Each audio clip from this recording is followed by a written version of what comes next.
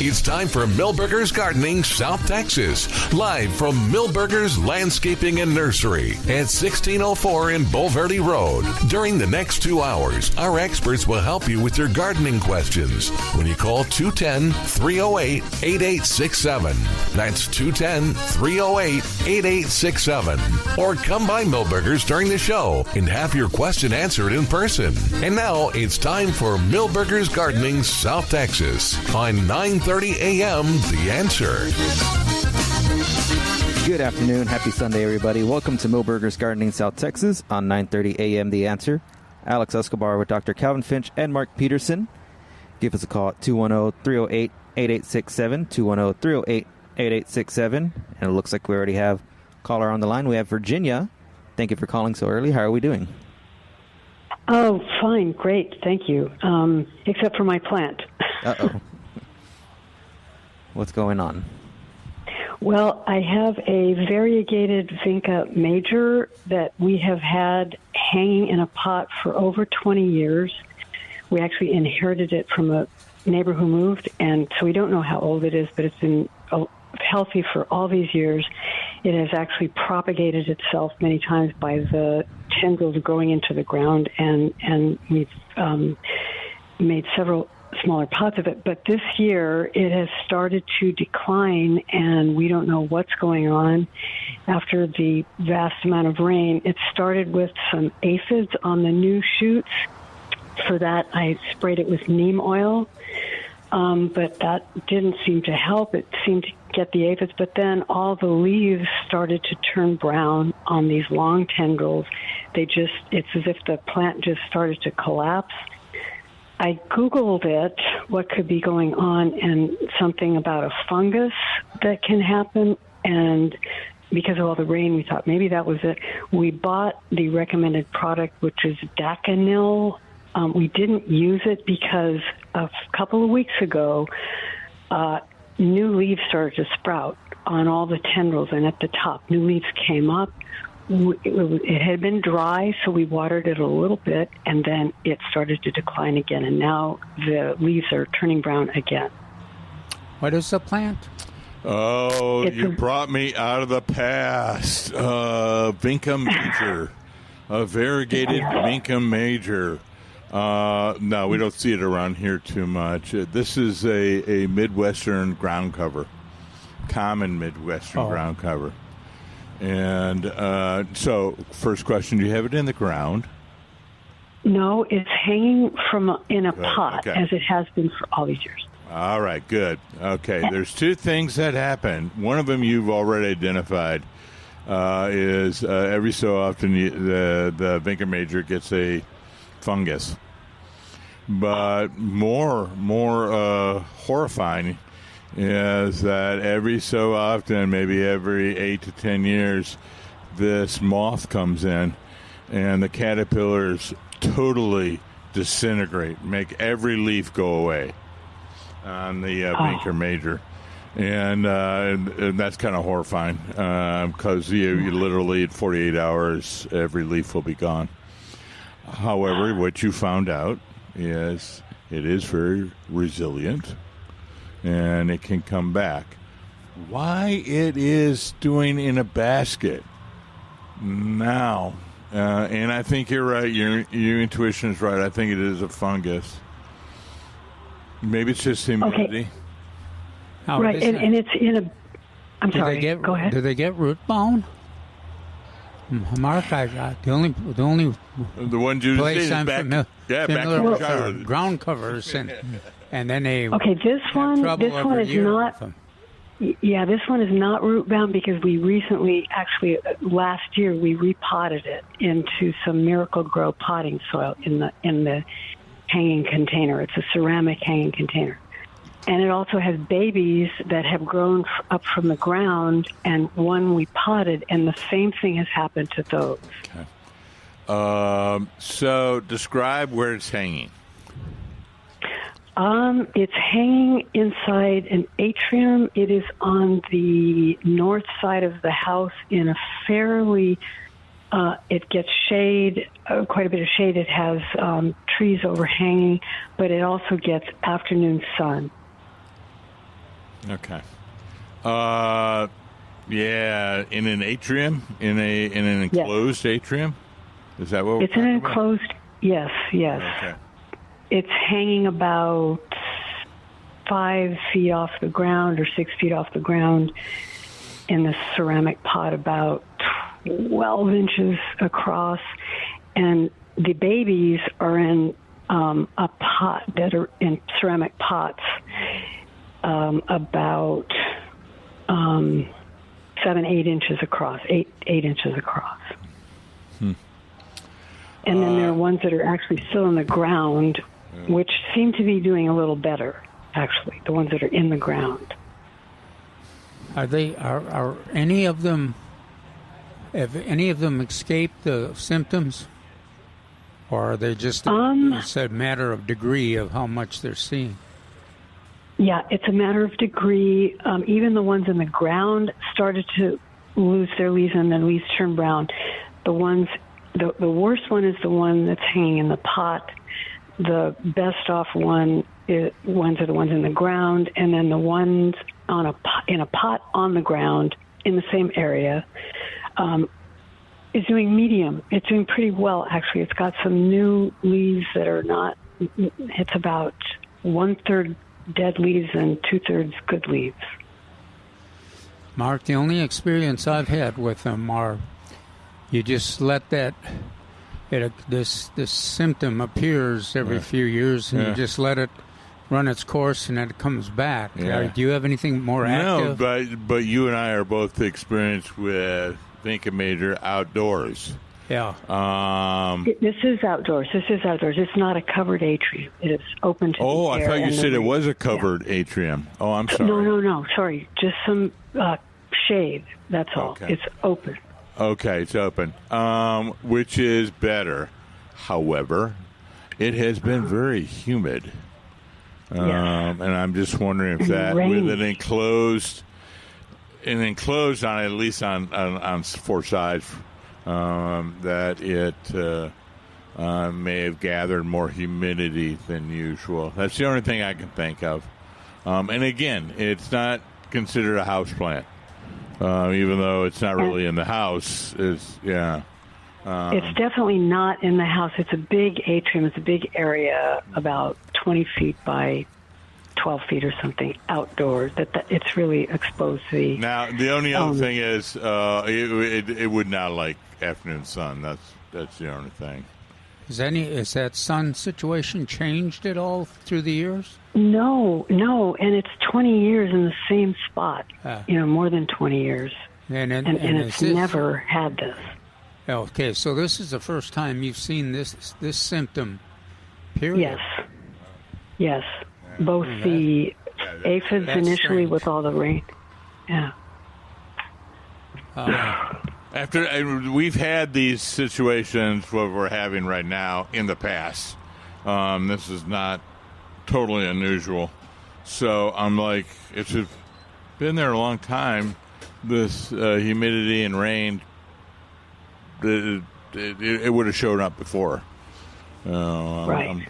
I'm at a loss. I would, like Calvin, benign neglect. Maybe a little of the Decno is a very good fungicide. And you didn't see any of the caterpillars that Mark talked about, the moths? No, we didn't see any bugs at all, except for the aphids on the very new shoots that started that were the first things we saw, the little aphids, which I sprayed with neem oil, and that seemed to get rid of those. Have you got any of the, are those plants away from the raised basket? Are any of them in containers where you could put them in a different environment and see what happens?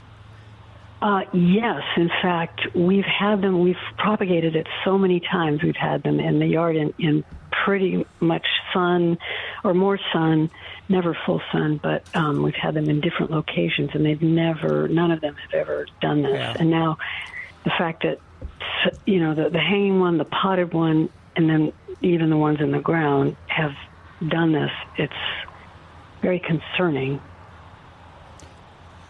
Now, Mark, I've never generally the few gardeners around here that grow that vinca don't usually use a fungicide to No, address it's it. not been an issue.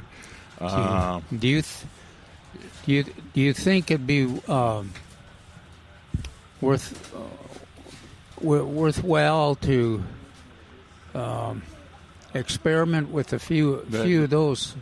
Yeah, I think that was a good idea where you're going down that path of maybe splitting some up. A group that you don't do anything with, and the group that you apply the fungicide, and you see kind of what happens, kind of an experiment. Yes. Yeah, Yeah. and then keep in the back of your mind, of course, you've been really lucky all those years and not seeing that symptom. But keep in mind that plant does show that symptom in most other situations. So,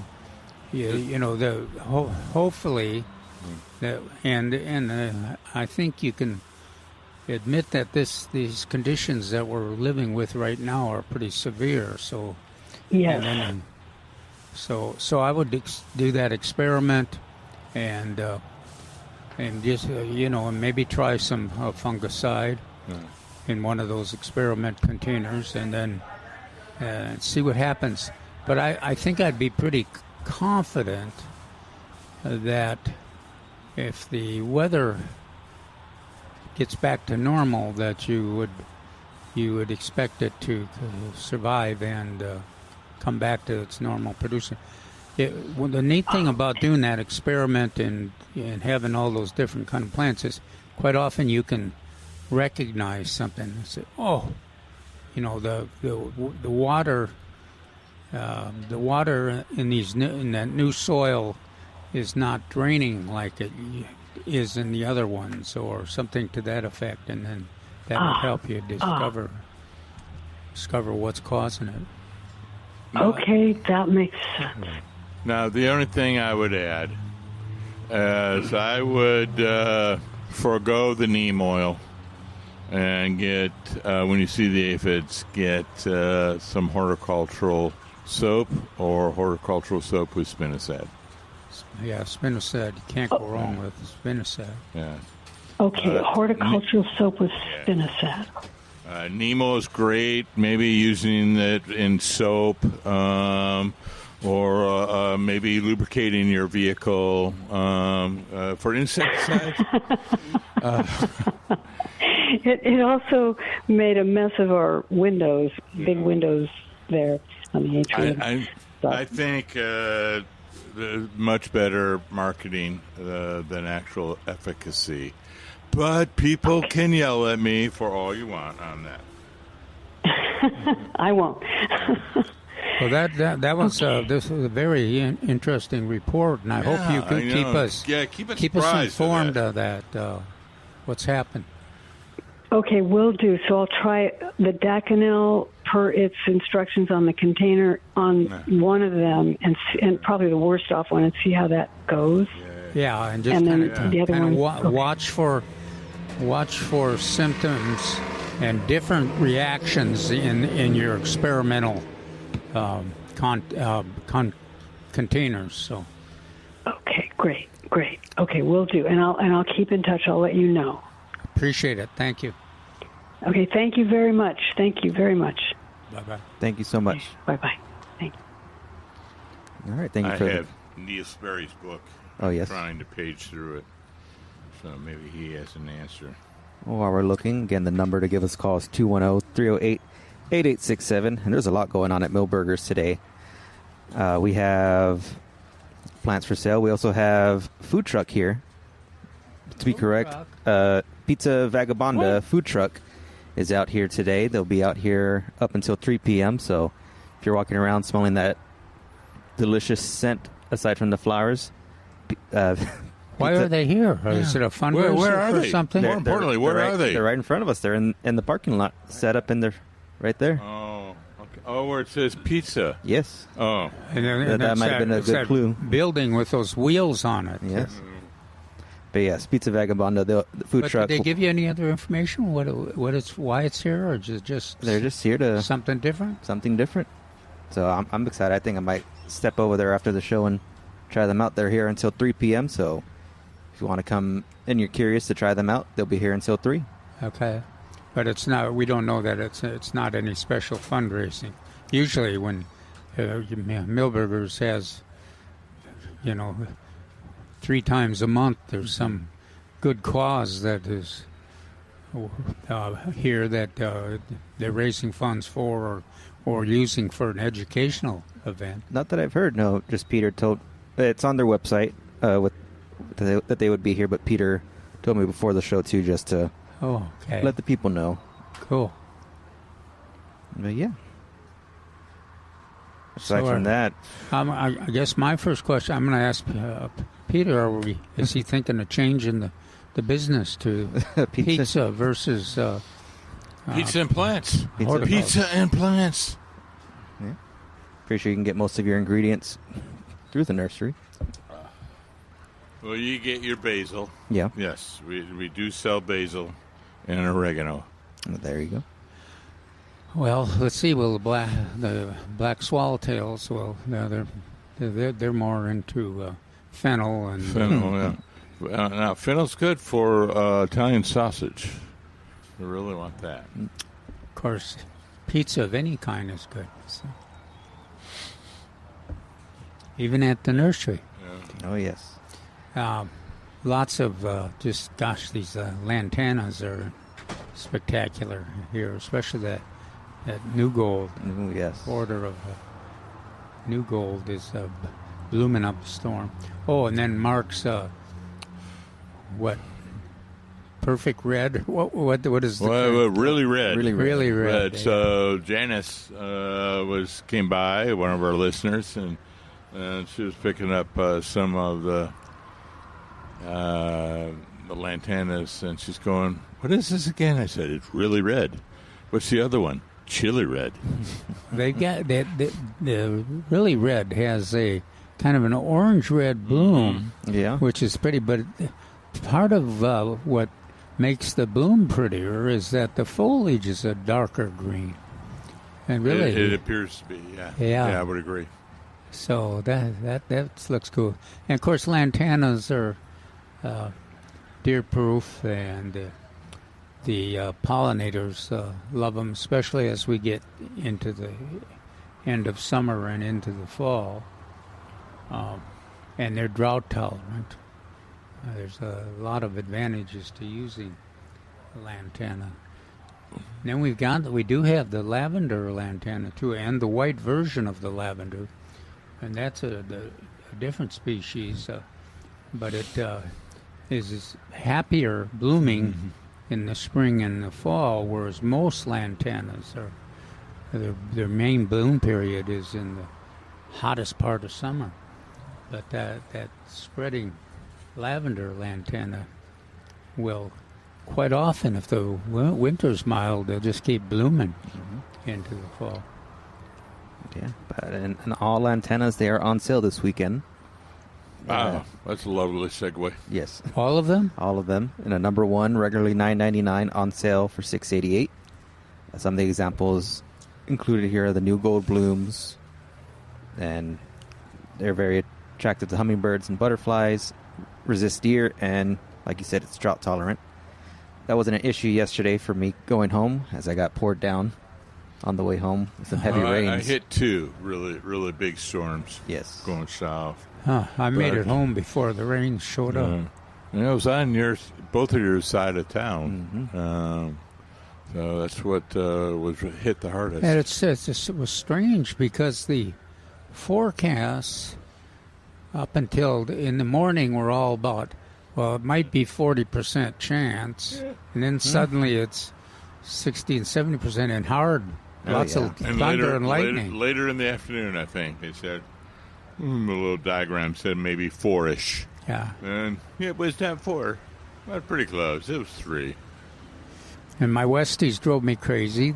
As they've gotten older, they've gotten frightened of the thunder and lightning. So there were shadows following me around, kind of whining and Dad, your responsibility. Deal with this noise. I don't like this noise or this light coming on and off. Well, we have more rain coming up this week, and we have more sales to talk about, and hopefully more callers after this break. Yeah, on the phone, on the phone, it says it may rain starting again at 1 o'clock today. Yeah, so I guess we'll keep an eye out. 210-308-8867. We'll be right back with Milberger's Gardening, South Texas on 9:30 a.m. The Answer.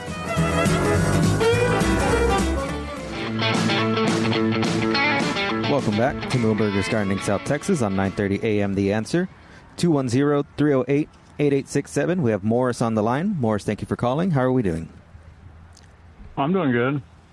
Good. What can we help you with today? Well, I was listening to the show yesterday, and y'all were talking about fig trees, and, they were talking about Celeste and Alma and all that. I just want to know, they were going to do further research and get back to the people today if they were going to talk about that again. Mm-hmm. Yeah, right before the show, I was doing a little bit more, and I was looking specifically brown turkey, and then I kind of ran out of time to looking up James' question about the LSU product. Purple LSU. Yeah, LSU purple. Thank you. Yeah. Well, you do have a good memory. For purple. No, it's an erratic Didn't Calvin Finch Didn't Calvin say that he likes Celeste? Oh, yes. gosh, yeah. Yeah, and that's what he has in his... Well, that's what I've always had, too, but I was just curious what your research came up with. Just in general. So the research is small brown or violet with rose and pink flesh. It's sweet and berry, and it's early ripening, late May to June. So it should be on the end now. But you said you had a few more ripening? Yeah, I got lots of green ones there, but it does this every year where it looks like they're ready to get ripe, but it'll take, maybe this rain will encourage them to get ripe too, but quite often they'll sit there, be green for most of the summer and really never mature this second dose. But you know what I've found is that almost every one of the fig varieties has an attraction and is tasty. They get a little different taste. Some of them are bigger, but I haven't grown enough of them though to know which is the most productive. But some of the nurseries have. I think Phoenix has got some plant some figs that wonderful taste too. So yeah, it'd be interesting to do kind of a survey because my wife wanted to plant. My wife wanted a fig tree, and I was listening to your show yesterday, and I just wanted to plant one tree, and I was going to try to pick the best one for this area that would be good tasting, that produce a lot. Did you? And I heard Celeste was good. Yeah, it is. It would be my favorite. Yeah, you can't go wrong with the Celeste. I mean, it's got a smaller. I guess it's the smaller fig, but gosh, they're big enough to have. And these all have the closed eye. They have closed eyes. I know the brown turkey, it does not. I don't believe. Yes, it does not. Doesn't yeah, the Celeste and the Alma do. I believe you're correct. Closed eye. I believe Alma does. I mean, I always remember that. Speaking of Alma, did you or any of your family attend the great university in College Station? No. I did attend the great university in Austin. On the shores of the Colorado. Is that university still in place? Yeah. There in Austin? Oh, yeah. Well, see, I didn't go there. My son did. Oh, okay. But you paid for it, or helped with it. So. Yeah. He got scholarships, so that helped. The reason I asked is Alma was developed at A&M. and it has gold or amber flesh and a honey taste. And it comes out. Maturation date is in July to September, so it's a little bit later than. So it'd be starting now. So it'd be starting now. So if you could do more than one, you'd do a Celeste and an Alma. But I'm probably only going to do one, so I was just going to pick the one that y'all would mostly recommend. If we had our druthers, I would do Celeste. Well, and if there's that's what I'm going to do. I don't know what you're doing for the next couple hours, but if there's any gardeners out there that have a different vote that want to influence you, it would help Mark and I too, because that would be great. Yeah, there's a lot of questions. We're just dealing on our own personal preferences. Nothing empirical or scientific here. I know, and I've done a lot. How long lived is a fig tree? How long do they live before they peter out? How long do the trees every year, or how long do they last before you have to replace the whole tree? 10, do they last 20, years? 30? Oh yeah, 50 years. Now, I don't know. What if you? I'm going 20. I've got on one side of my yard. I have let some of them. They've got kind of dominated by shade and climbing roses and things, so they have declined. The other side, I've got this the new Celeste, which is about 7 years old, but I think they easily will survive 20 or 30 years. It's not like a peach tree. How about that? Yes, for sure. Right. Peach trees are nice, but they don't do good. I have too much trouble. I had a poor client, and she was like, "What's wrong with my peach tree?" And I said, "Well, isn't it 8 years old?" And she goes, "Yeah." And I said, "Well, there you go. 8 to 10 in the yard." I always say that, too. We hope they'll make 10 years, and generally they make about 6 years or 8 years.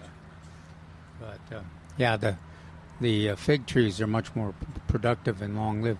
They can be. If we have one of those severe freezes, years they can be sensitive to that. Now that's one thing. I did learn in some of my research that the brown turkey is the most cold resistant. It can go all the way up to zone 5, which is southern Illinois, Indiana. But the other interesting thing is the brown turkey produces two crops. A minor one in the spring, and then a later one in the fall. That's just another thing. But anyway, yeah, you're right. Most of the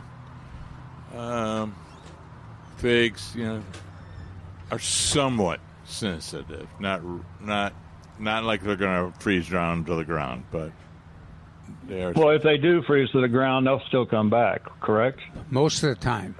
Yeah. Most of the time. All right. Okay. Well, I appreciate the advice. Thanks for calling. Y'all have a great day. Okay, you bet. And when you plant the fig and you have your first crop, and if she likes it, call us. If she doesn't like it, don't call us. Okay, will do. Okay, y'all have a great day. You too. You Bye-bye. too. Thank you for calling. Okay, bye. But yes, like we were saying, if you have any other suggestions on the best fig tree or for opinion. this area or opinion, maybe we're wrong. You know what I have found? Most people only have one fig variety, and most of them are fond of that variety because it tastes so good and it's so successful. I think all of them taste good and they're successful. So most gardeners are content with the one they have, and I certainly am content with my Celeste. It's very productive and easy to grow and tasty. Produces a lot of fruit, and my birds love it. they they spend as much time searching the tree as I do for ripe figs. All right. Yeah, so if I had my druthers and the space, we were talking with James yesterday about spacing. If I had and the ability to plant two, I would do a Celeste and I would do an Alma, and then have kind of the figs pretty much 9 months, 10 months of the year. Yeah. Well, it'll be interesting too, and let's continue to pursue that to see if we can get somebody else opinions of and tell us characteristics, because I know there must be a number of gardeners who have, if they don't have more than one of the varieties, they have had several of them, and then they have preferences based on comparing, whereas most of us say, this is wonderful, the one we have is wonderful, and we're content with it. But so that's cool. Now we have our article. We talked about butterflies, and now with the heat and the sun, the butterflies have really gotten thicker since we've got into July. But of course, not the monarchs haven't. Most of the monarchs apparently have migrated north. But we have gotten a couple of reports from butterfly experts that, including the certified butterfly garden here at Milberger's, that there have been a few monarchs here, and even have some caterpillars been produced. And then also our teacher Lulu has seen some monarchs too. So Mark brought up a good point. We could have monarchs that are not migrating. They've just decided not to migrate. But we also have a number of gardeners who raise monarchs, and they would collect the caterpillars, or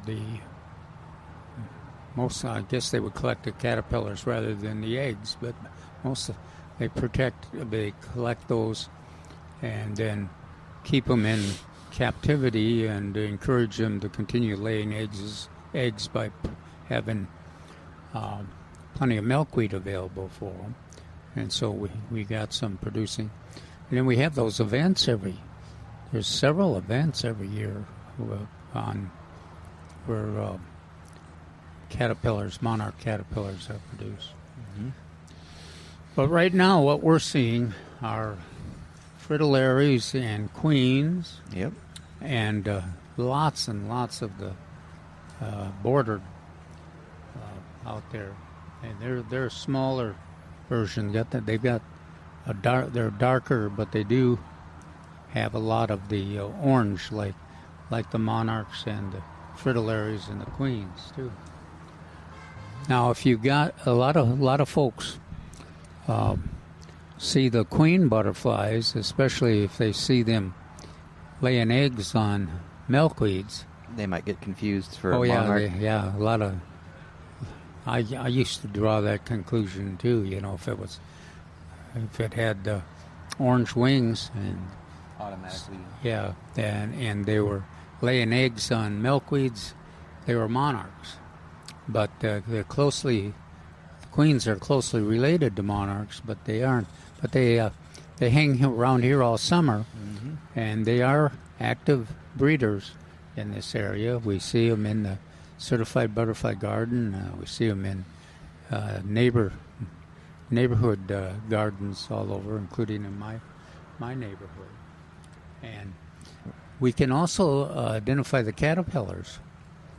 I think in the article that was in the Express News, if you see a caterpillar that looks like it was produced by a monarch type butterfly, and if it's got 2 sets of appendage, one at each end, Yeah.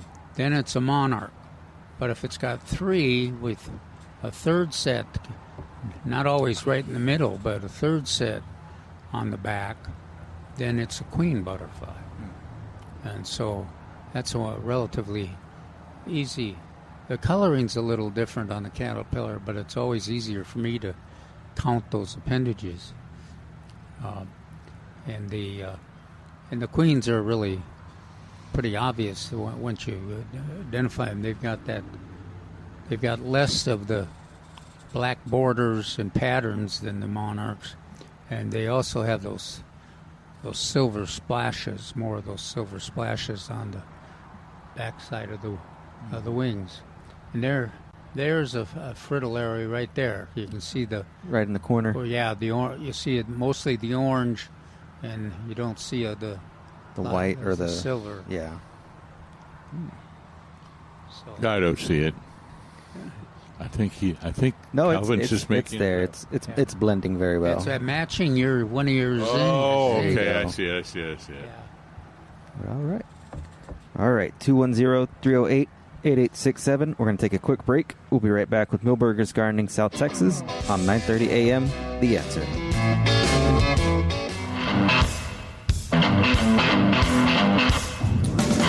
Welcome back to Milberger's Gardening South Texas on 9:30 a.m. The Answer. So a reminder, we have Pizza Vagabonda food truck out here at Milberger's. They'll be out here until 3 p.m. So if you're curious, come on out. Give them a try. They'll be out here until 3 p.m. And while we wait for Mark to come back to... There he is.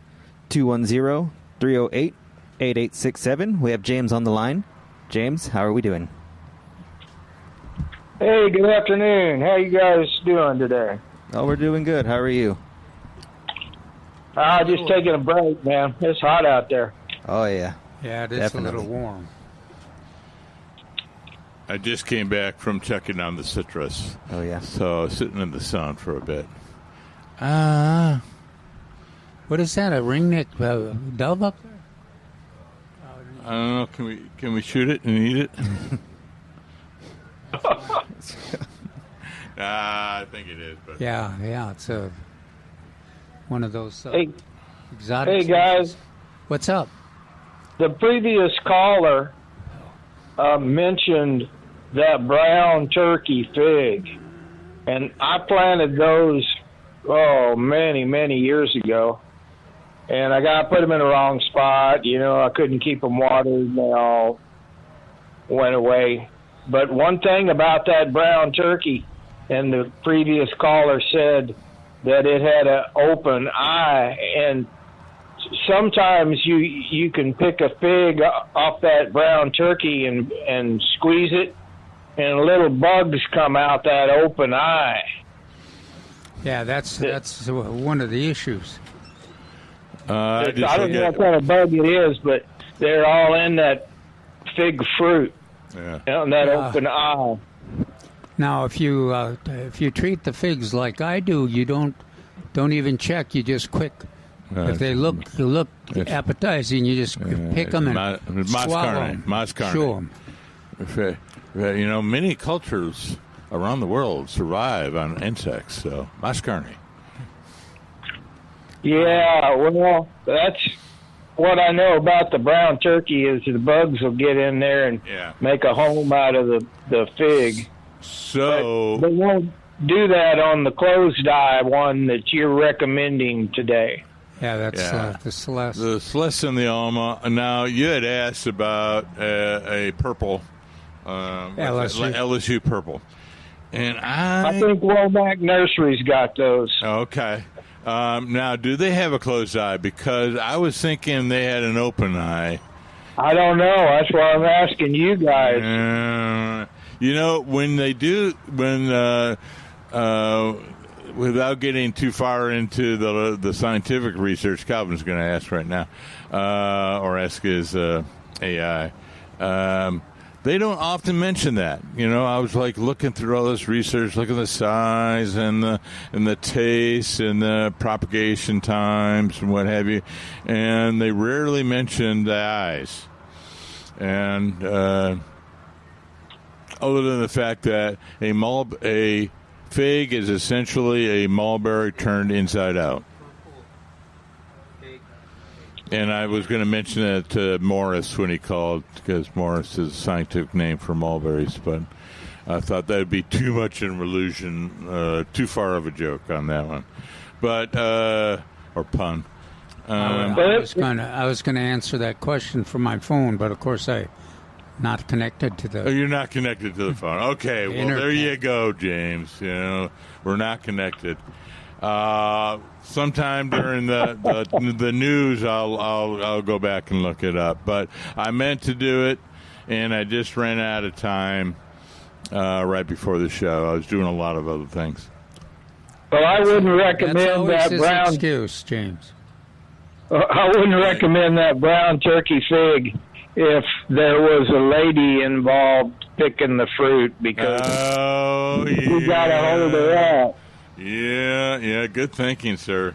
You'd be in big trouble, buddy. We're going to stay with our Celeste. Okay. But anyway, so I'm still working on it for you. I still remembered it. The interesting thing about brown turkey, like I mentioned, it's cold tolerant and it produces 2 crops. So I'm thinking that's where they got the term Texas everbearing when they're confusing the 2, or it's just one, or because of that aspect of cold tolerant and it produces 2 crops. I think, but I don't know that it produces a crop on the 1-year-old wood, and then it produces a crop on the new wood. I don't know if that's right or wrong. Bing, bing, bing, bing, bing. You get a gold star, sir. And that's the reason there's 2 crops on that plant. But if the ladies were going to be picking them, I sure wouldn't recommend that one.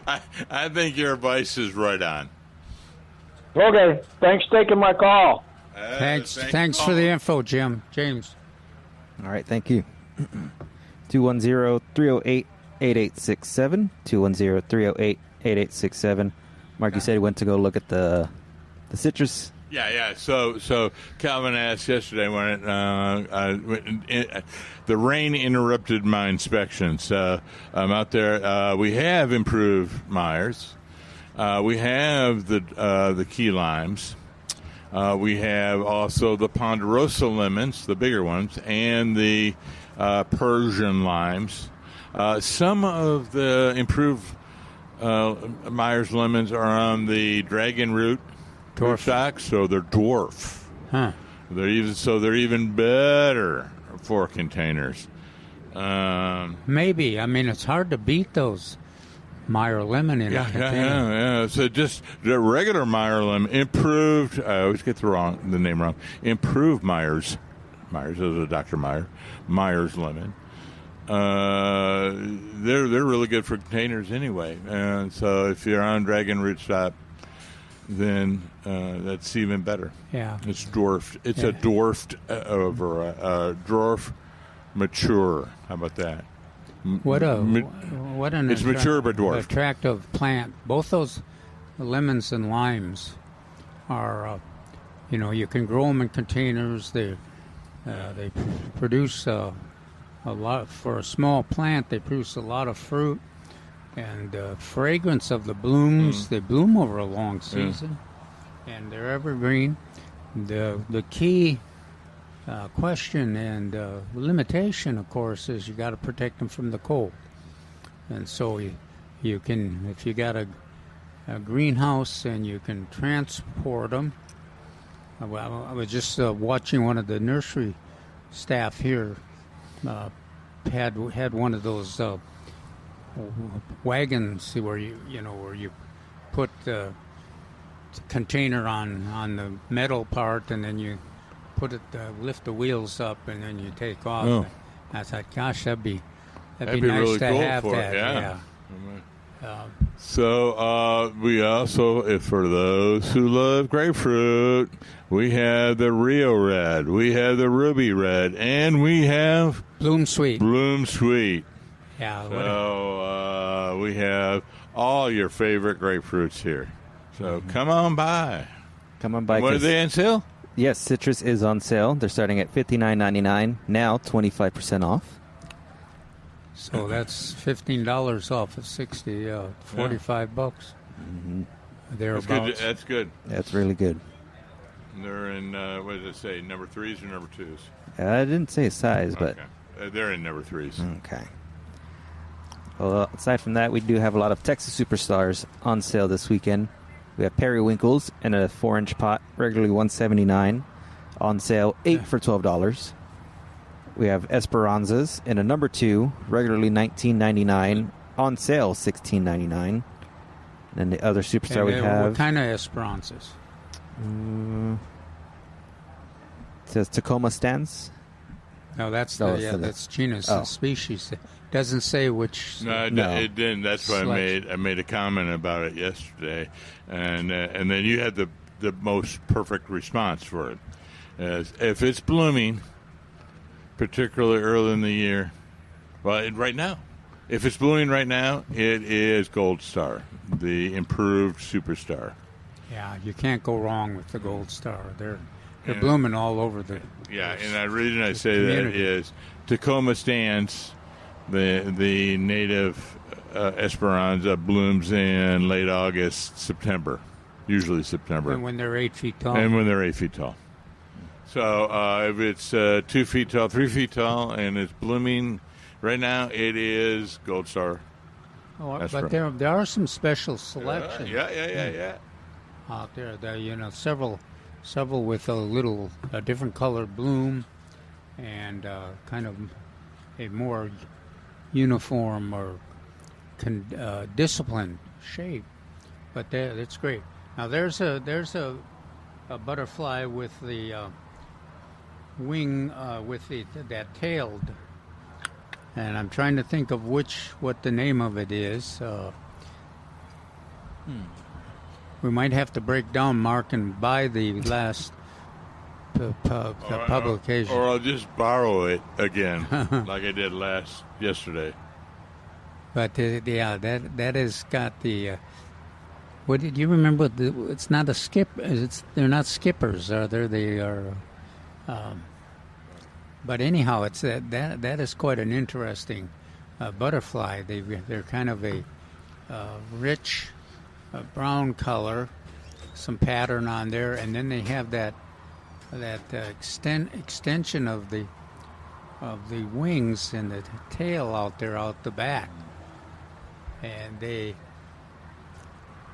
relatively common, but they are another interesting variety. I think we did mention. Oh, I should look on the lilac-banded longtail.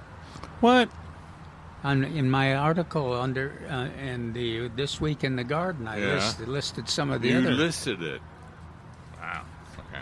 I didn't have enough room in a half-page column to describe everyone, but I did have enough room to list a bunch more of the selections that are pretty common around here and out there. In which if you got the blooms, collection of the blooming flowers from that Milberger's is showing out here, or in the Certified Butterfly Garden, you're going to get all those listed in the column, in the article in the Express News. And to get the Express News article, if you it's in the Saturday paper. I believe it's also in the Sunday paper if you get it at like the Valero and those the shops. Mm-hmm. They do include that section. That includes the column with the gardening article in it. What's that mean? That music? The music. That means we're about to hit 1 o'clock. The news is coming up. But just the last Texas Superstar we have is Lantanas in a number 1, regularly $9.99, on sale for $6.88. We're going to be right back with Milberger's Gardening South Texas on 9:30 a.m. The Answer.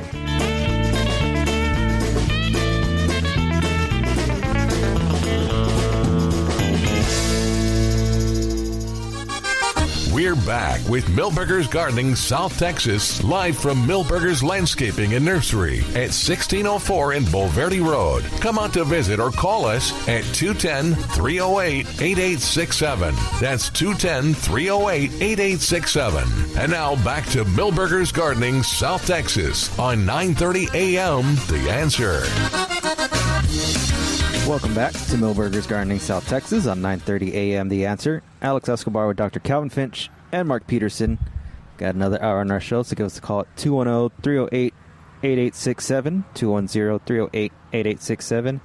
I want to say the topic mainly for today is fig trees and seeing what people's favorite fig trees is around here, or what their opinion is on the best one to grow around here. Yeah, that would be great if we could get some more reports. James gave us a good one on the figs he has grown. Of course, I grow Celeste, and I really like those. And he, which one did he grow? He wasn't Texas Everbearing. It was, oh gosh, do you remember? Can't remember, but I did. Is it listed on your sales? The figs? Or yeah. No, okay. Not on sales. But I did end up asking my friend. She started to grow figs as well, and I asked what type she had. She sent a whole list of different types. Oh, really? Yes. Did she identify a favorite? She said all of them. Oh, yeah. See that's the kind of the experience that we've had, that the figs are so easy to grow and productive, that the one you get is the one you like. Because they all meet your needs. So she sent a list of what she has. What'd she have? She has Smith I-258, LS Purple, Olympian Hopped, spelled Haupt, Galaxy's Negra, 2 White Madeira, I think, Koh Noor, Little Man's Black, Pete's Honey, and then she found a few others that she had. I'm trying to find. Chicago's Hardy, and she says her LSU Purple is doing really good.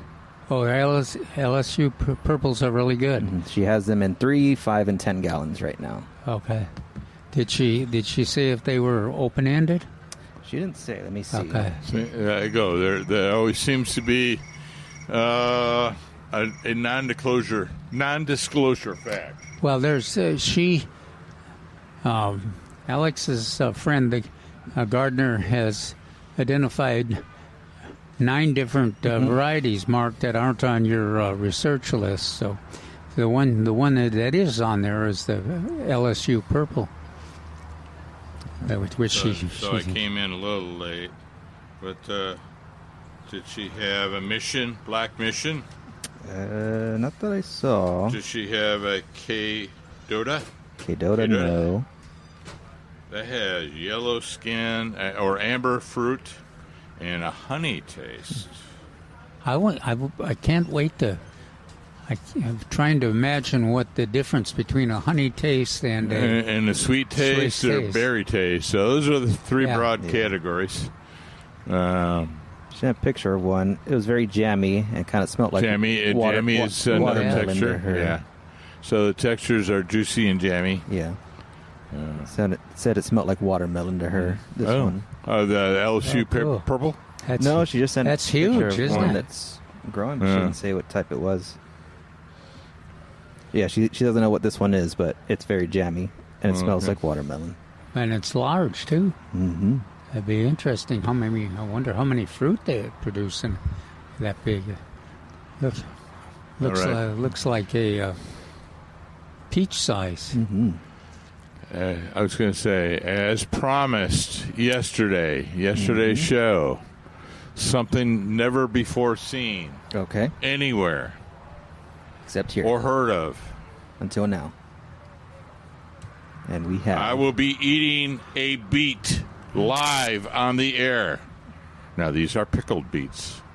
They're wonderful. Pickled beets are wonderful. Are you actually? I'm going to do it. I got water right next to me, and I got a barf bag right underneath the microphone. Did your doctor say you needed? I needed beets, yes. And Jamie graciously pickled these for me.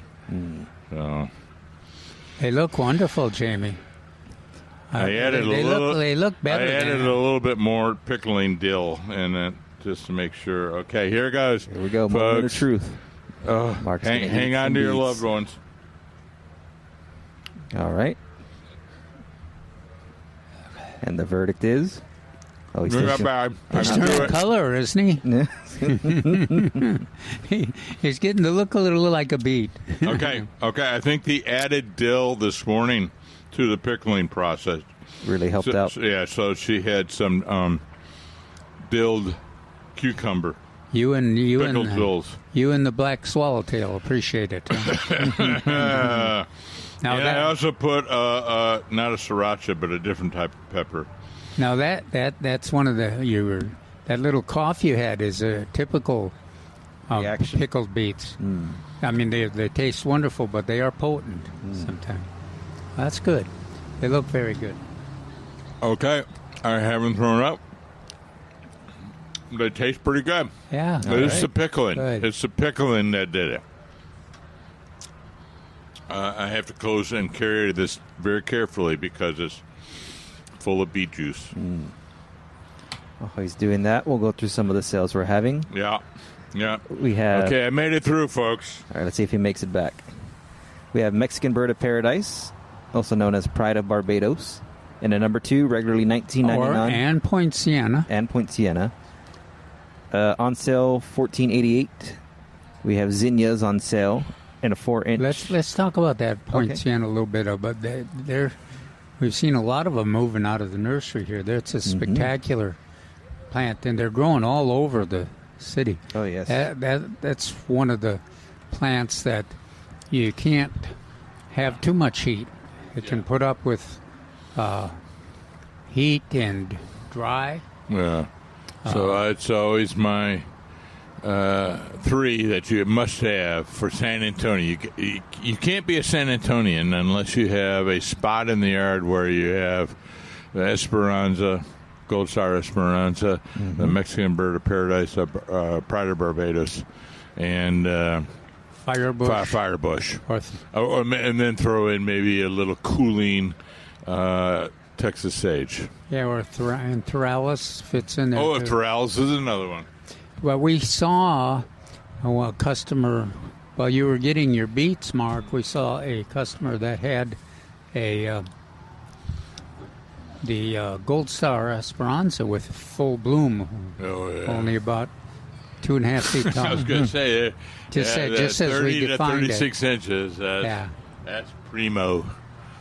But gosh, it was overwhelming with blooms. Now that's a hard plant to beat. All of those plants work together. Duranta is another one I would add to the list. But that Duranta has does more of its blooming later in the fall.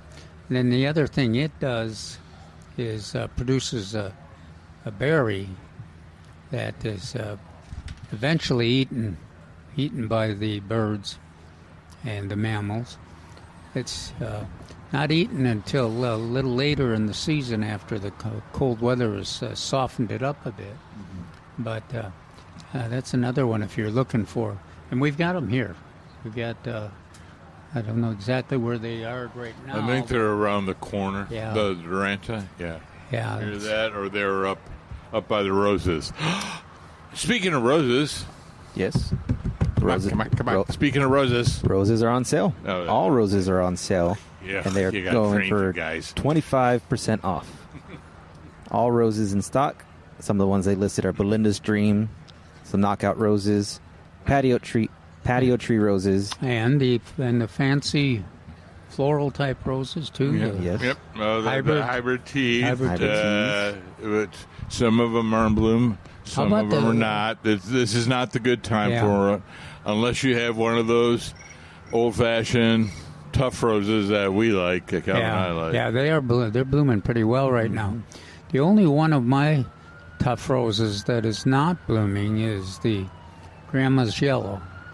The others are managing to bloom.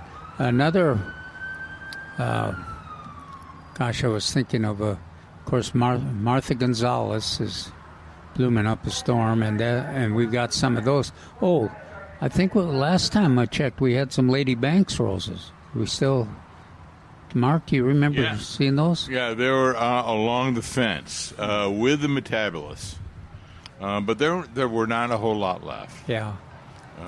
Usually, the big time to purchase them is right before they bloom or right as they're blooming. So a lot of people wait. They go, "Oh, look at that!" And then they'll go to the nursery looking for them. So yeah, we include that with the tough modern roses because the Lady Banks is so drought tolerant and so long lived, and it can find its way to get enough sun to bloom even when it's growing among the oak trees. Or does a great job of making a disciplined kind of mound out there if it's in full sun. So that Lady Banks, it only blooms for about 3 weeks in the spring. But there's a yellow version and a white version, and used to be two choices: a thorny and a thornless. It's a little harder to find the thorny one now. Most people like the thornless. I think I've got one of each. And I keep getting reminded of that when I walk out my front door, and the Lady Banks rose that has been there for 40 plus years, and has found a way up into the oaks. Yeah, which you haven't seen until it starts blooming. Yeah, or when you get close to it and the thorns jump out. Oh yeah.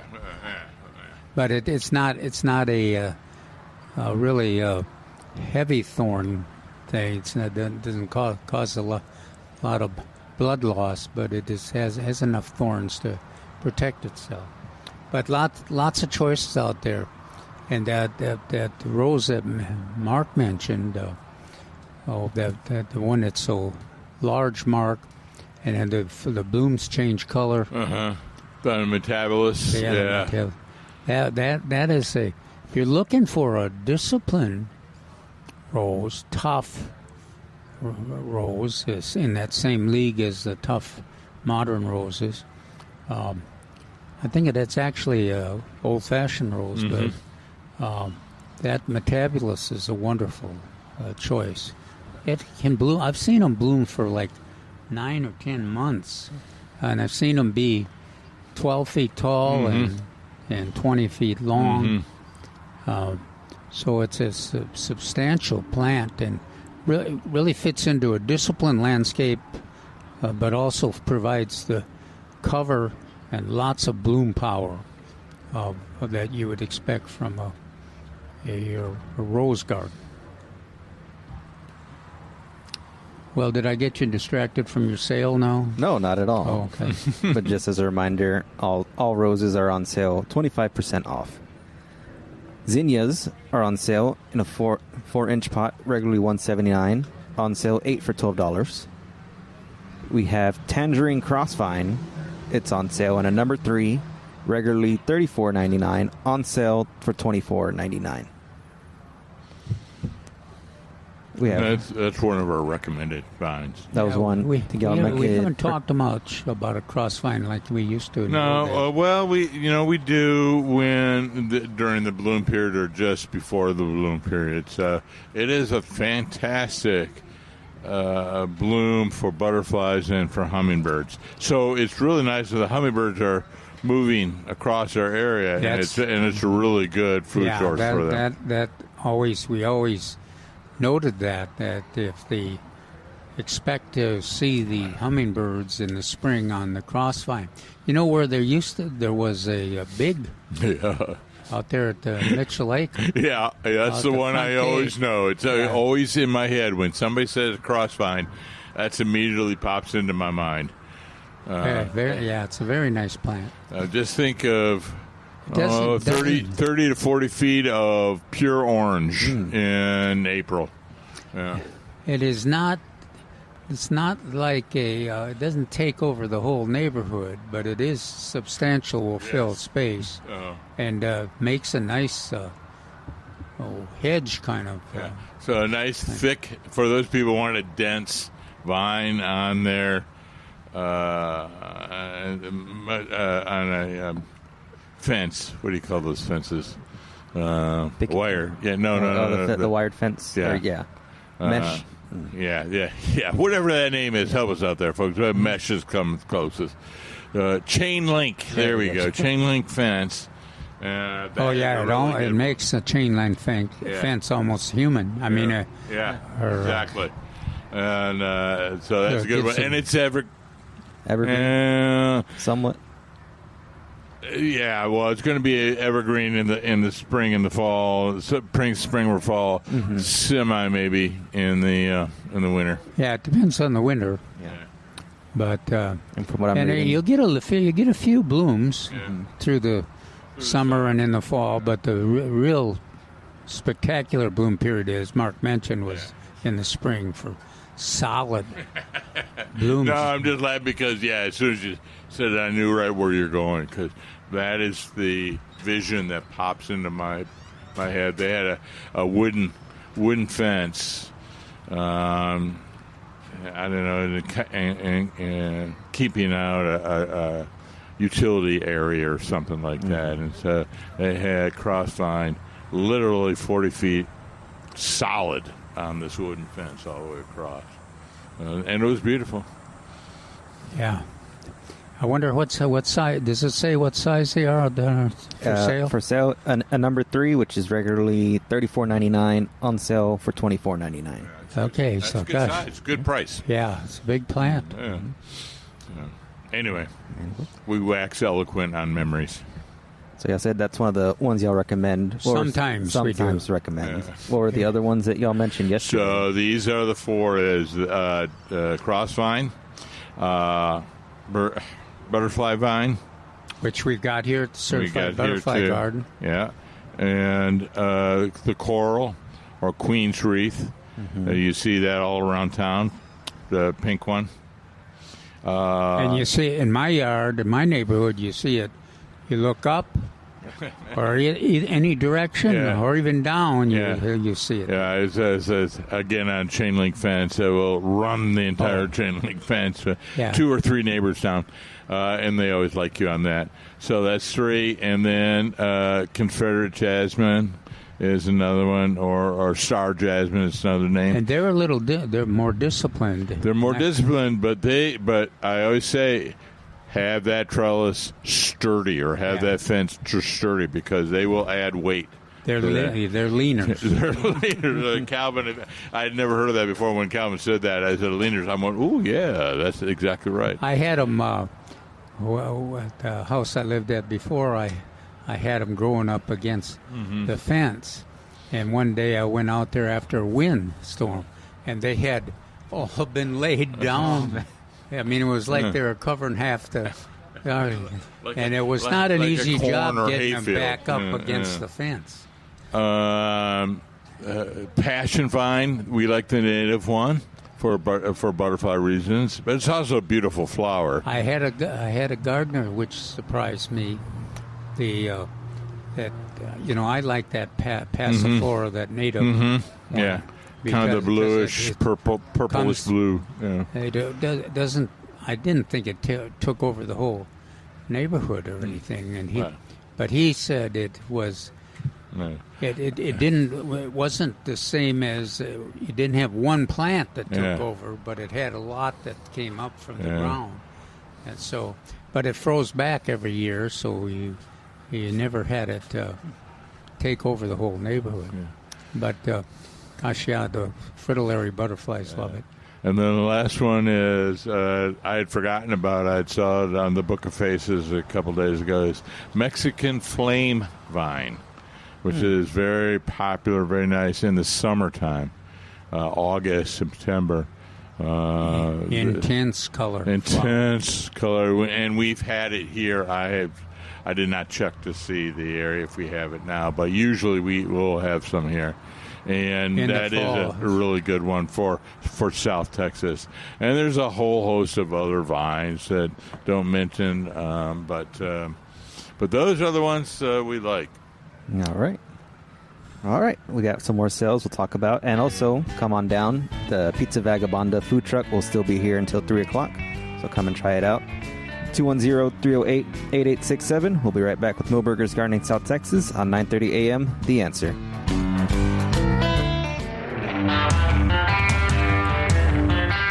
Welcome back to Milberger's Gardening South Texas on 9:30 a.m. The Answer. Give us a call at 210-308-8867. 210-308-8867. Mark, I have some more updates from my friend and from her friends on some of their favorite figs. Okay, figs. Figs. So we have. Oops. Oh, yeah, they are in my ear. From what she has said, one said Olympians are delicious. Oh, there's Mary. Little rubies.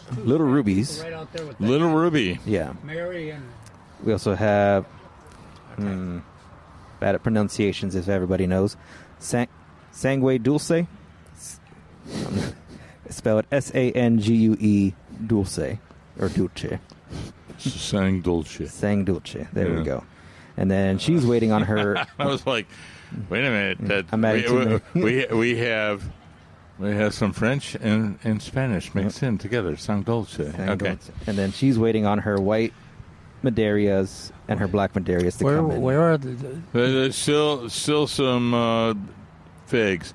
So some of these, the Spanish sounding ones, and then those last two, sound like they're varieties or from the tree of Mission fig, black Mission, and that's kind of the family tree on that. That's what those sound like. Yeah. Black Mission, yeah. Did you see where the I mentioned the Pride of Barbados? Do you see where they are in the nursery here? I haven't seen them. I saw a customer that got one Yes. this morning, but I didn't. I haven't seen where they're located at, or if they moved from the last few weeks.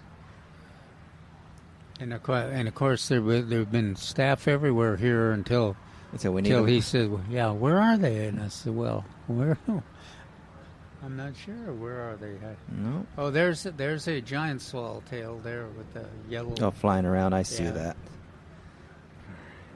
All right, while we're waiting for callers to have a few other sale items, we have house plants starting at $2.99 on sale for 15% off.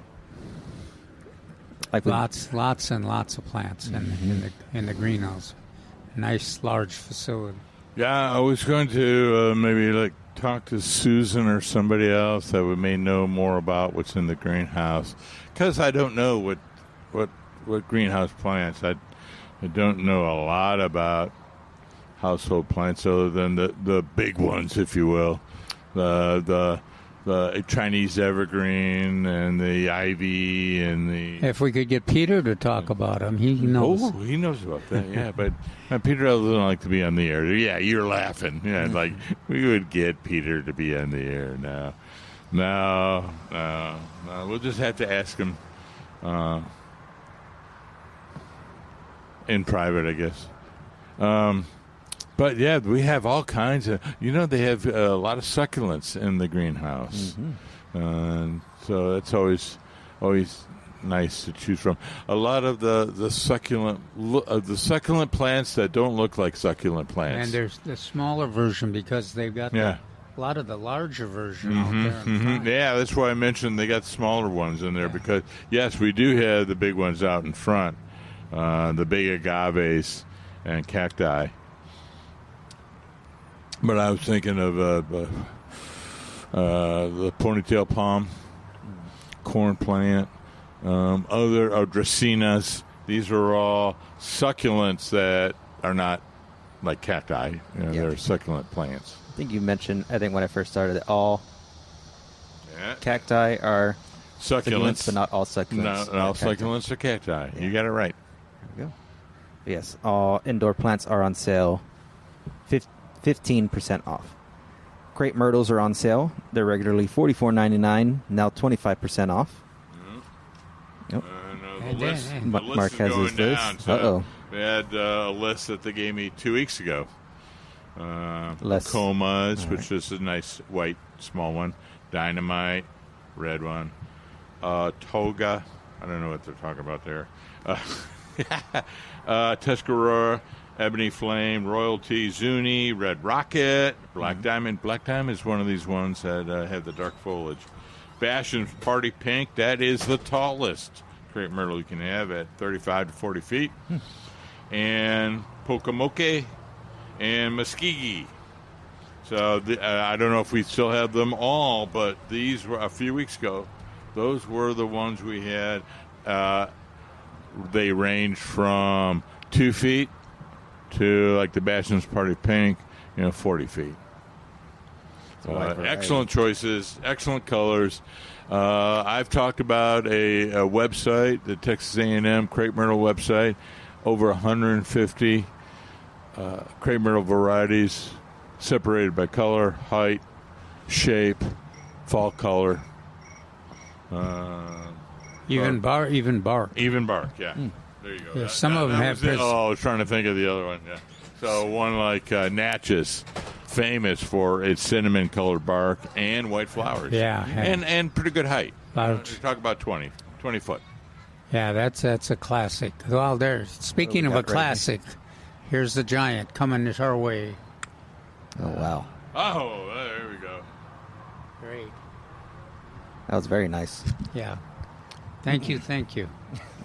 And we also have Firecracker Fern on sale in a number 3, regularly $24.99, on sale 2 for $40. That as we recognized yesterday, that is a pollinator favorite that we maybe don't talk enough about, because it is really it's got at least one species of butterfly that's its host nesting site, and then it's got, in terms of providing nectar, it attracts a whole bunch of them. If you've got it, I've got one. I don't have the red. I've got the golden, but gosh, it's just covered.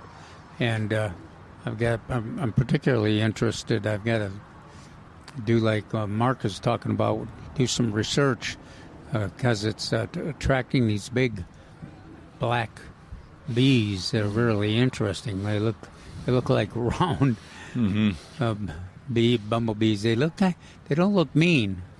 They're too busy collecting nectar and being cooperative with each other. Just covering those plants. Generally, it's those native solitary bees. When we say solitary, there's not a lot of times not just one. There's a whole bunch of them, but they're all solitary, and they space themselves pretty well. Yeah. That's what I said. That they acknowledge their neighbors. That's about it. Yeah. But I've seen them on Esperanzas and desert willows before. So great native pollinators. Cool.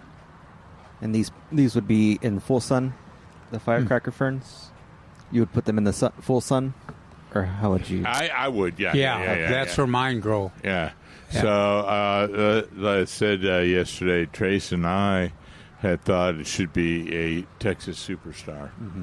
It is so adaptable, so durable, a little frost sensitive. It's not a disciplined grower, but no. It's certainly a aggressive grower. Yeah. It's aggressive mound. And it's one of the few that can compete with salvias. Yeah. And salvias and lantanas. It's in that same league in terms of toughness. I don't, as far as I know, the deer don't eat it. Mine are inside the fence, but... no. We read it because I said I didn't know, and then it's in the advertisement. Oh, that the last sentence. No. Not that one. You're thinking of the... I'm thinking of Rucilia. The Loropetalum. Oh, Loropetalum. Yes. Yeah. Oh, yes. Yeah, that the deer eat, I think.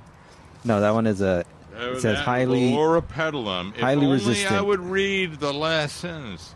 Is highly resistant to deer. Oh, What is it? But it was... My Google search is saying that they might go after the new growth. The what? The new growth or the... the Loropetalum? Yes. Yeah. I was saying also the flowers. Yeah. So, yeah. Yes, Loropetalum on sale in a number 3, $24.99, on sale for $19.99. that one is kind of more of an intimate kind of plant. If you want, we used to plant it within the landscape area and kind of supplementing and coordinating with other plants. So it's kind of an interesting plant. I wonder where they are in the nursery. I don't know. I'm not sure where they're... Do you suppose they're in the greenhouse? Or? That's a good question. Usually I walk around looking at sale plants, and I didn't see any Loropetalum. So they got to be around here. They're on sale. Not just for sale. They're on sale. So they have to have a row of them. So maybe one of the staff can help us out. As I look around across the... They're hiding. They're all probably having lunch. They're having that pizza over there from... At the pizza. Pizza Vagabond. Again, Pizza Vagabond is here until 3 o'clock. So you still have a chance to come on down, try yourself some pizza. I've been seeing staff coming in for their breaks with boxes of pizza, and it smells pretty good. Walking by, it's making me hungry. Yeah, just talking about it makes me hungry. And then, I don't think I missed it, but the lantanas were on sale in a number 1 regularly $9.99, on sale for $6.88. And that's our third Texas Superstar we have for sale this weekend. Well, we're gonna wait for some callers at 210-308-8867. We're gonna take one last break. We're gonna be right back with Milberger's Gardening South Texas on 9:30 a.m. The Answer.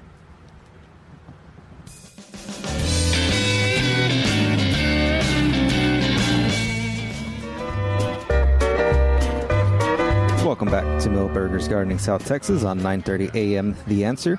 Just want to give a quick reminder to everybody that Pizza Vagabond, the food truck, is out here at Milberger's. They'll be out here until 3 o'clock today. It smells great. I can't wait to try it after the show ends. So come on down. They'll be out here until 3. We have Mark and Calvin helping out some customers right now. So while we wait for them, I want to run down some of the sales we talked about earlier in the show. We'll wait for them to finish. The Finca Cora series, periwinkles in a 4-inch pot, regularly $179, on sale $8 for $12. We have Esperanzas in a number 2, regularly $19.99, on sale for $16.99. Mexican Bird of Paradise, also known as Pride of Barbados, in a number 2, regularly $19.99, on sale $14.88. Zinnias on sale in a 4-inch, regularly $179, on sale $8 for $12. We have Tangerine Crossvine in a number 3, regularly $34.99, on sale $24.99. Houseplant starting at $2.99, on sale 15% off. We have Lantanas in a number 1, regularly $9.99, on sale $6.88. All roses here at Milberger's are in stock, all 25% off.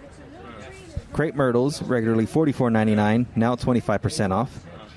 Firecracker fern in a number 3, regularly $24.99, on sale 2 for $40.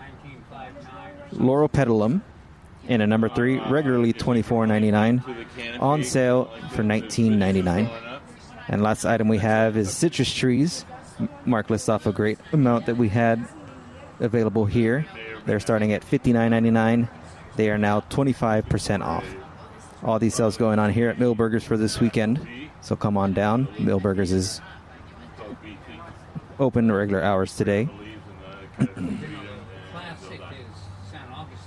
And while we wait, talk with Patrick for a bit. 210-308-8867. Patrick, you're on the line. Good to hear from you. Oh, yeah, thanks. Yeah. And I have some questions for both of them. Should I wait? Wait a bit. I can try and... Yeah, they're both deep in conversation with separate customers right now. Yeah. Anyway, so if you want, just spray the leaves. While we're waiting, try and get somebody's attention. Not a Oh, here we go. It's not going to be a problem. But No, it's all... I'm going to talk about you. Mark is finishing up. Well, he's putting his headphones back on right now. Mark, we have Patrick on the line. He has a question. Patrick. Yes. Hey, hello there. We were talking to other people here. Oh no, that's all good. That's nice when it works out that way. When people can just walk up during the radio show, and of course, as you know, that's usually what I do. But Yes. But Calvin, you have a list, right? Do you have always. a list today? Yeah, I know. Always. Okay. All right, let's go through it. And actually, it's really only on two items, and the first one is mulberry trees. Mm-hmm. Calvin had an article probably a month ago on the Saturday edition of the newspaper about different trees, and my wife and I are interested in that one in particular. We do have a place that meets the location, not near the sewer, not near the piping or the septic system, and full sun, blah blah blah. Four questions on that. And you and I have chatted a number of times about the soil out here. So given the soil, how wide and how deep should I make it? What's the best time to plant? When you first plant, are they deer-proof? And then what's the rate of growth? So those are my questions, and I don't mind repeating them one at a time if you would. So for the mulberry, this is for the mulberry, and you have a specific place for it. Okay. Yep. As always, preferably minimum twice the width of the pot, preferably 3 times. That's the width of the hole. Got The it. depth will depend on the tree in the pot. So in the container, if you will. So if the container is 11 inches deep, then that's what you're going to dig the hole to. Okay. If you scrape up the bottom a little bit, if it's rock or if it's solid rock, maybe take some chunks in your bar, your rock bar, your sharpshooter, and make a few cracks. So that's the width to 3 times the width of the container, and then as deep as the container. And then we fill the soil. We put the tree in, and I'm going to talk about the tree first. I mean, a little bit later. Okay. Put the tree in, and then we fill it halfway with the original soil plus maybe 15% organic matter. So we dig the hole, we put all the soil to one side, we look at it, we go, maybe a shovel full of compost, and mix it all in. Excuse me. Got it. And then we put half in, water it all in, we put the remaining soil, water it all in. Berm is around the hole is entirely up to you. It's not necessary. Remember, there are no elves, dwarves, and fairies in the forest making the little berms around the trees. So it's entirely up to you. Then we water. Well, we watered everything in, and then we water the next day, and then we start what I've talked about, the 3-2-1 process, if necessary, 3 times a week for 1 month, 2 times a week for the next month, and 1 time a week for the 3rd month. Now, going back to the mulberry. There are many mulberries out there. Make sure you have a Texas red mulberry. Or even better would be a micro, a dwarf, not a dwarf. What is its name? Something leaf mulberry. The scientific name is microphylla. So there's a mulberry out there. It's a hill country native. and it has a small leaf. And the name is escaping me, and I don't have Calvin to help me out. But but you want at least a native Texas red mulberry. Okay. And the reasons for that are pretty obvious. So yeah, that makes sense. Right. Well, it doesn't grow as fast. It's very drought tolerant. Has very thick leaves. Pest resistant. I was just talking to a young lady who's about the caterpillars in the tree, the bagworms in the trees. Mulberries get those as well, but the red mulberry is more resistant to it than the white mulberry. Okay. What else? Rate of growth. Rate of growth. Moderately fast. Oh. Like I say, okay. if it was a white, non-native white mulberry, then it would be fast. But then that leads you down the path of going, oh, why is it really fast? And what's the outcome of this? And why is it? Yeah. What will be the harm in the very fast? But the red mulberry is, I would say, moderately fast, moderate to moderately fast. Definitely not slow. No, not slow, but not as fast as the other mulberries. When I stick it in the ground, I'm assuming I need to protect it from the deer hitting the trunk like they have other it's going to be a smooth bark tree, fairly thin, smooth bark tree. So you know what that means? Bucks are just lining up to put their antlers in it. So yes, so some protection. The native one will be less browse worthy. But if you want to put a fence around to do both, protect the trunk and the browse, the foliage, go ahead. Got it. Okay. And I switched from doing them in the spring to the fall, so I anticipate coming down there probably next month in August, and picking something out with the idea that I'll plant it in late September, mid-September, Correct. Somewhere around there. Correct. Yeah. Okay. Yeah. Okay. Yeah, that makes sense. Good. And of course, now that you said be sure to get a native Texas red mulberry, is it likely that they have them there? They will have some there. We do right now. But yeah, I'm not going to guarantee. I may have to look. We may have to look together on that. But as of today, there are some. Good. All right. Good.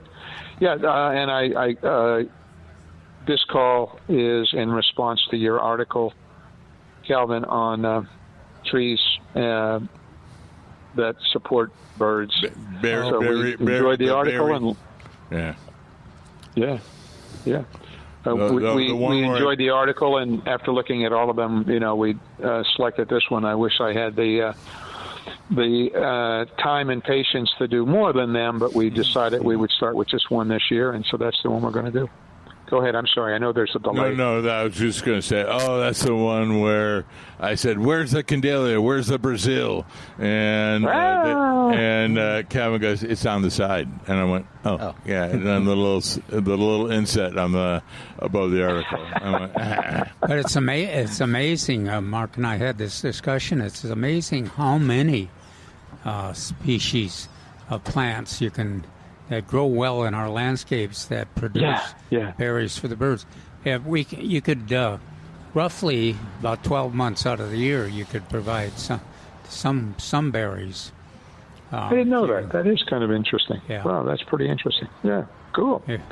The last question is a cross vine.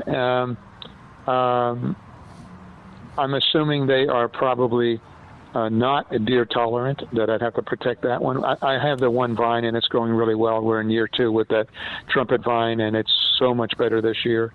And, of course, I'm assuming next year, year 3, is when it's going to do a whole lot of flowers. Right now it's got a little bit of flowers. But we do want to. I wanted to do a different vine this year. And I did protect that one with fencing up to about 4 feet, which is what I needed to do, and it's doing well. I'm assuming I would have to do that with the cross vine. Yes, the cross vine is not deer proof. Yeah, there you go. I didn't think any of them really were. Yeah, but they're not going to ravage it, are they? Good.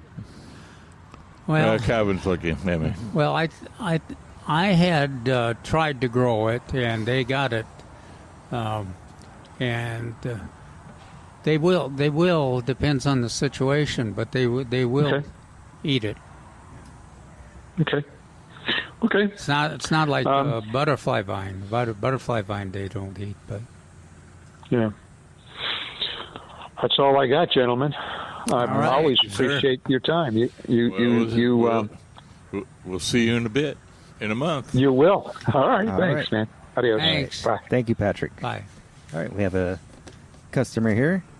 If she has a question. We have a lovely young lady. No. Oh, nobody is old enough to be Mark's mother. Beautiful. No, she is nobody not. would admit it, at least. Yeah. She's a beautiful young lady. A young Anaqua, 2 to 3 years old, 6 to 8 feet tall. Is this on your property? Yes, I have 3 of them. Okay. And planted in advance of the coming oak wilt. All right. I love them. This is a frequent problem. So Anaquas will root sprout, but also the berries, the seeds. I think these are all root sprouts. So at my house, I have to continually cut them. So you go ahead and cut them back. I cut them back anytime. And it's not to the anytime detriment of the main tree. I feel cranky and aggressive, then I go out and cut the Anaqua sprouts. Okay. I feel much better then. Oh, so it's not going to hurt them. So, no, will not hurt them because they will do both. They will both put out seedlings and then also root sprouts. Well, I've just noticed this year they don't appear to be growing any taller, but they're growing very healthy root sprouts, 2 or 3 feet tall now. So they may be just loving the rain and putting on some good root structure. Is it going to keep the tree from growing taller, or no? It's a phase. They go through phases. So it's not uniform height and uniform root growth. Sometimes one exceeds the other. It's always in a balance, but it's never unified balance. Okay. All right. Because I've asked you before about the oak sprouts on my big oak trees, and you said leave that alone. But well, no, ladies and gentlemen. It's not on the root sprouts. It's right, on the trunk and on the main branches. And so many of you out there just want a clean look. And the tree is trying to tell you, I don't want a clean look. The sun is on my trunk. I want to protect it. Okay. So it's putting out sprouts. Okay. Thank you very much. Thank you. Thank you. Bye-bye. All right. Great question. Thank you, Dennis. Great. All right. You're my tree expert. Well, we're inside 1 minute. Want to give a quick little preview for what next week's article may be? Okay, now let's see. This is I'm trying to remember what the... Mark, can you remember what we talked... You think we wrote about next week? So Calvin and I get together sometimes during the week. Okay, let's see. We did tomatoes last week. We did butterflies. Oh, yes. No, what? Lawn. The lawn. The issues and care in the lawn. Right now. Yes, I suppose we should discuss that. A lot of people want to have their lawns. Yeah, so that's a topic that we need to cover, and that's one we'll bring up. We try to provide a calendar. Absolutely. Well, thank you for listening.